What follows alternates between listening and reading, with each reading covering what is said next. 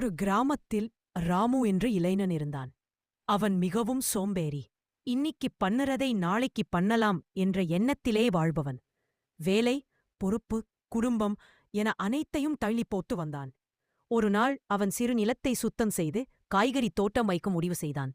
ஆனால் அதையும் நாளைக்கு வேலைய துவங்கினாள் போதும் என்று ஒத்தி வைத்தான். அடுத்த நாள் மழை பெய்தது. மண் ஈரமாகிப் போனது.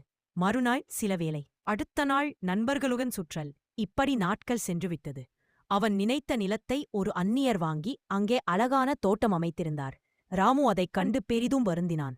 அவன் தள்ளிப்போட்ட ஒவ்வொரு நாளும் அவனிடமிருந்து ஒரு வாய்ப்பை திருடச் சென்றதை உணர்ந்தான்.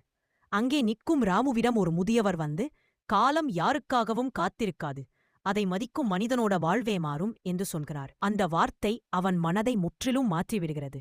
ராமு அன்றே கடின உழைப்பைத் தொடங்குகிறான். காலம் அவனுக்கு பாடம் கற்றுக் கொடுத்து வாழ்க்கையே மாற்றிவிடுகிறது.